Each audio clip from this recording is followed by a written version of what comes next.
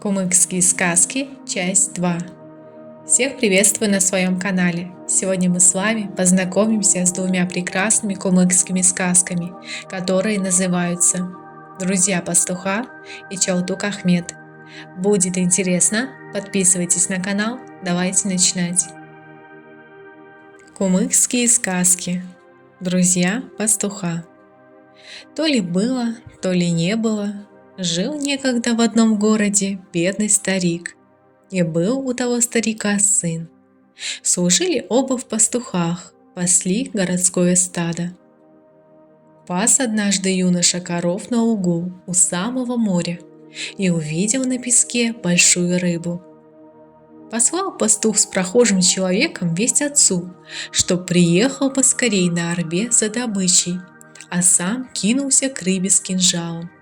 Взмахнула хвостом рыба, заговорила человечьими словами, стала молить о пощаде. «Не убивай меня, юноша, столкни ты меня лучше в море, я пригожусь тебе в трудный день». «А как отыщу я тебя в трудный день?» – спросил юноша. «Возьми мой плавник, когда надо будет, придешь на берег и бросишь плавник в огонь. Не успеет он сгореть, как я приплыву к тебе». Пожалел юноша рыбу, взял плавник и столкнул ее в море. «Где же большая рыба, сын мой?» – еще издали закричал отец. Он торопился на орбе за добычей. Очень хотелось рыбе вернуться обратно в море. Просила помочь ей. Я и помог, сказал сын. Бранил отец сына, бранил, даже с кулаками на него набросился. Убежал пастух от гнева отца и забрел в дремучий лес. Блуждает он по лесу и слышит вдруг жалобный стон.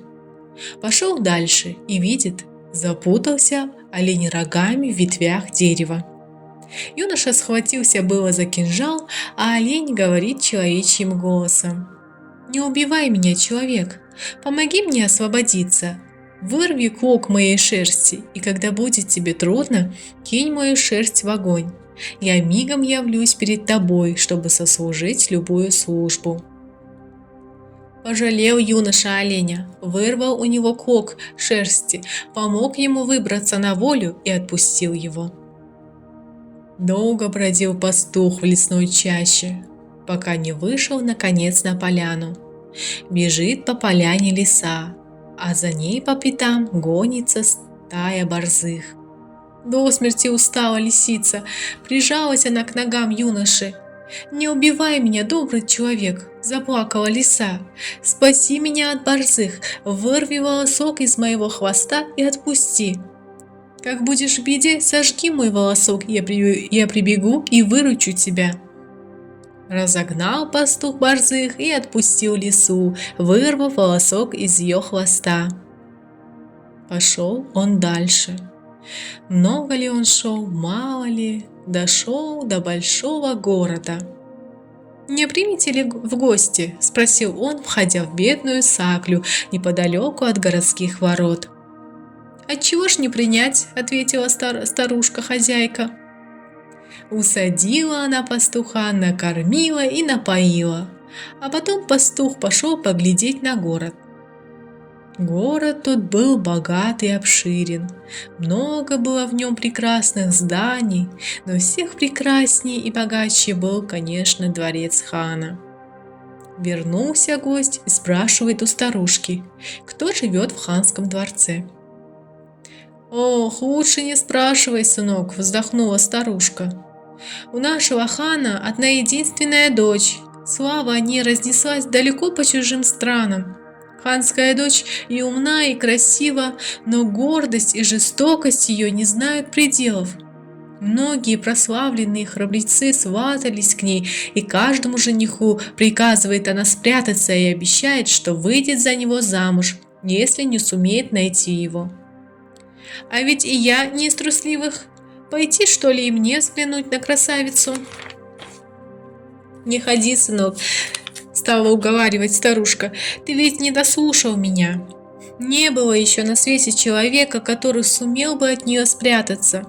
Под водой ли ты укроешься, под землей ли она отыщет тебя и прикажет отрубить голову. Сотни юношей она уже отдала в руки палача.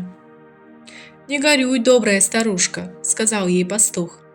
Я ведь только простой пастух. Женюсь, не женюсь. Но как знать, может, и перехитрю ханскую дочь». Пришел он ко дворцу и закричал: «Эй, великий хан, хочу помериться умом с твоей дочерью». «Дочь моя, ответь этому глупцу», — велел хан. И ханская дочь крикнула в ответ с высокой башни: «Спрячься так, чтобы я не нашла тебя. Если найду, отрублю голову. Если же не найду, то я твоя». «Сколько раз позволишь ты мне прятаться?» – спросил пастух. «Трижды». «Хорошо, ищи», – сказал юноша, поспешил на берег моря и сжег плавник рыбы. Выплыла рыба из морских глубин. «Чего тебе, юноша, надо? Какая у тебя забота?» Попросил он рыбу спрятать его подальше. Раскрыла рыба пасть и проглотила пастуха, а потом нырнула на самое дно моря и легла брюхом на песок. С высокой башни смотрела ханская дочь вверх, смотрела вниз, кидала взгляды на все 4 стороны света, нигде не видно юноши. Так бы и не нашла его. Да разинула рыба свою пасть, заглядевшись на проплывающий вверху корабль. «Вижу, вижу!» – закричала, захлопала в ладоши ханская дочь. «Выходи! Ты не спрячешься от меня даже на дне морском!» Вышел пастух и стал перед ней. «Прячься во второй раз!» – приказала она. Пошел юноша в чащу, сжег клок оленей шерсти, зашумели, затрещали ветви, примчался олень и говорит: «Рассказывай, какая у тебя забота?» Попросил юноша спрятать его подальше. Посадил тогда олень юношу к себе на спину, откинул голову, велел крепко держаться за рога и полетел, как ветер. Перевалил через 7 вершин, миновал 7 долин, спрятал юношу в глубокой пещере и лег, закрыв вход своим телом. Глядела ханская дочь вверх, глядела вниз, на все 4 стороны света кидала взгляды со своей высокой башни. Но так и не нашла бы она юношу, если бы вдруг не вскочил олень, чтобы отогнать муху, которая кружилась над ним. «Вижу, вижу, выходи из пещеры!» – закричала красавица, захлопала от радости в ладоши. «В 3-й раз смотри, прячься получше!»